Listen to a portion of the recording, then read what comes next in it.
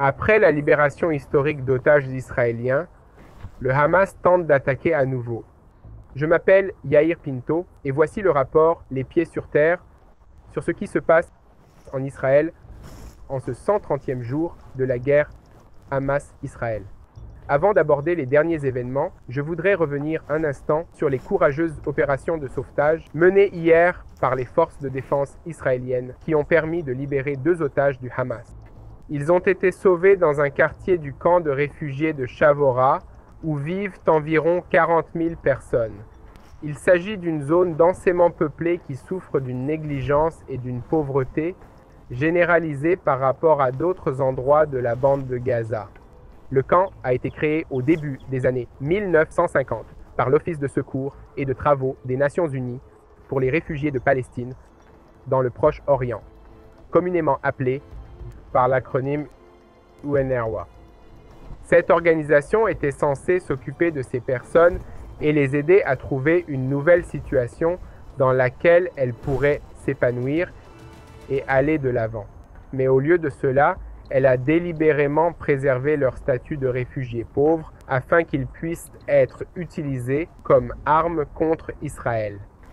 En anglais, le nom Shavora signifie simplement terre vide. Et il est censé symboliser la parcelle de terre laissée après la guerre d'indépendance entre la voie ferrée et la route principale de la ville de Rafah. Même en l'absence de guerre, la population de ce camp souffre de la dégradation des infrastructures et d'un taux de chômage élevé, ce qui rend les enfants de ce camp très vulnérables face aux messages des extrémistes et des terroristes du Hamas. Il en va de même pour de nombreux autres camps administrés par l'UNRWA dans toute la région. Mohamed Shabana est à la tête de la brigade de Rafah du Hamas. Il est l'un des principaux dirigeants du réseau terroriste du Hamas à Gaza et son nom figure en tête de liste des personnes les plus recherchées par Israël. En gardant tout cela à l'esprit, revenons encore un peu plus en arrière, au mois d'octobre, lorsque des terroristes du Hamas ont lancé une attaque contre des communautés israéliennes près de la frontière entre Gaza et Israël. Ce jour-là, Luis Har et Fernando Marman ont été enlevés à leur domicile dans le kibbutz Nir Yitzhak, ainsi que Clara Marman, et la compagne de Luis et sœur de Fernando, Gabriela Limberg. La sœur de Fernando et Clara est sa fille Mia, âgée de 17 ans. Clara, Gabriela et Mia ont été libérées de la captivité du Hamas après 53 jours passés à Gaza. La photo de Mia avec son chien Bella, au moment de sa libération, est devenue l'un des symboles de la détermination israélienne en raison de la fermeté dont elle a fait preuve lors de sa libération. Marman, qui est rentré en Israël en bon état de santé par rapport à son long séjour en captivité, a déclaré à l'hôpital Shiva qu'ils étaient gardés dans une maison familiale à Rafah et qu'ils n'étaient pas passés par les tunnels qui se ramifient sous la bande de Gaza. L'opération de sauvetage, qui a duré environ 1 heure, a été menée en coopération avec de nombreuses forces militaires et le Shin Bet, la force de sécurité israélienne, a été planifiée de longue date et n'a été lancée que lorsque les conditions étaient réunies. Une force de l'unité spéciale nationale antiterroriste, Yamam, a parcouru 150 mètres pendant 1 heure et demie dans un silence total et a attendu pendant près de 2 heures près du bâtiment où les personnes enlevées étaient détenues. Après en avoir reçu l'ordre, ils sont montés au 2e étage et ont utilisé une charge creuse pour faire sauter la porte de l'appartement, où les personnes enlevées sont restées pendant 129 jours.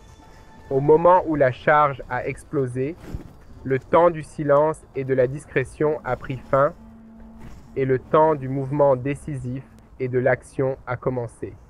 Les combattants ont fait sortir Har et Merman sur le balcon de l'appartement, les ont protégés avec leur corps et ont éliminé les terroristes qui étaient dans la zone, dans une rafale de tirs d'armes à feu.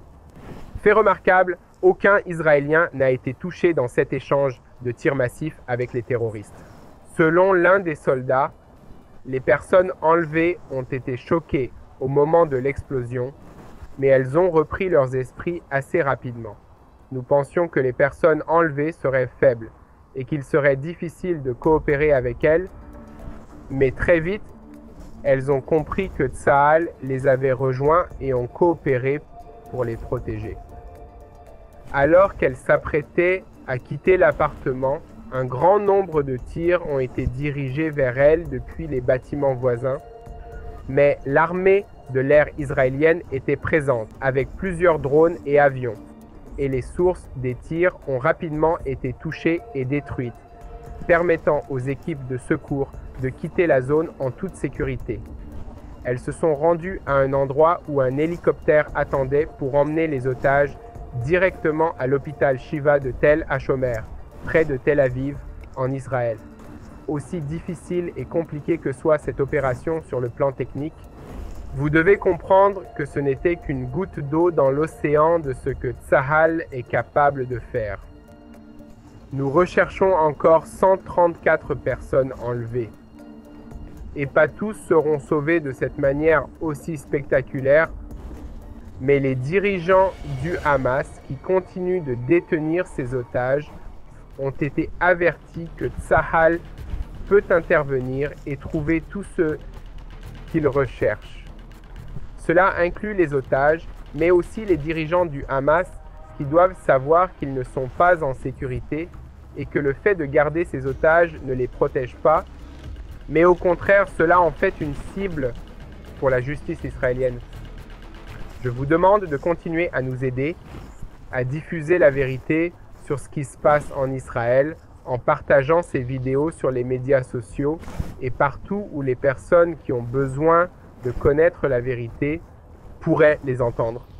Dans le contexte de la guerre à Gaza, mais sans lien direct avec cette guerre, Israël signera dans les prochains jours ou semaines un accord avec le département de la défense des États-Unis pour l'achat de 25 nouveaux avions F-35 qui s'ajouteront aux 50 avions de ce type qu'il avait déjà commandés ces dernières années et dont 39 ont déjà été livrés.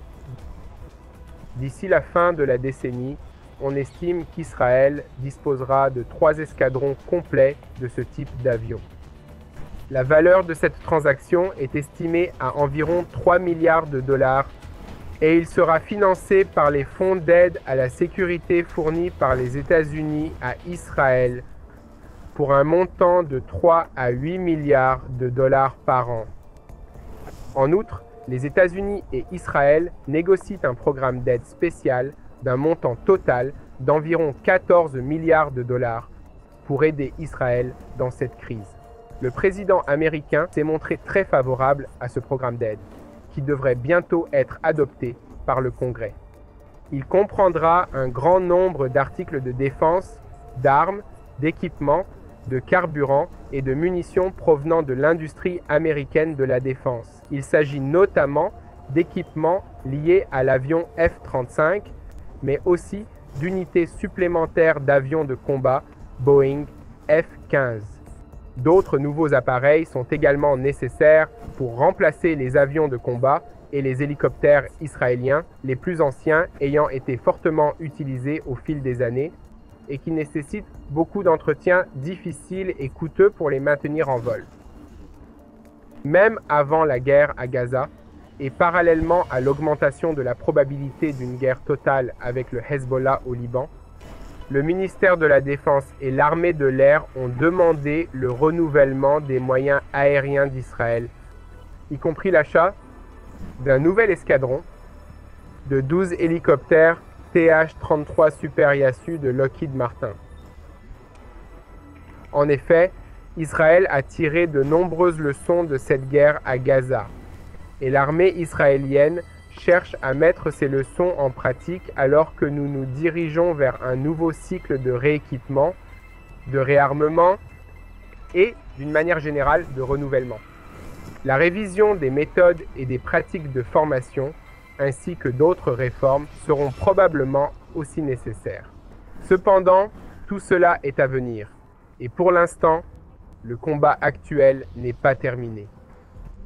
Le porte-parole de Tsahal a confirmé qu'un avion de l'armée avait attaqué un véhicule à bord duquel se trouvaient des agents du Hezbollah dans le sud du Liban, tôt mardi matin.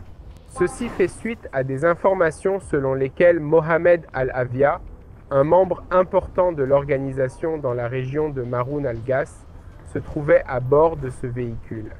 Selon l'unité du porte-parole de Tsahal, outre l'attaque du véhicule, plusieurs infrastructures terroristes dans les régions d'Al-Adaïcha et d'Al-Hayam, ainsi que 2 bâtiments militaires et un site militaire dans les régions de Tir Harafa al-Jabin et de Maroun al-Gas ont également été touchés.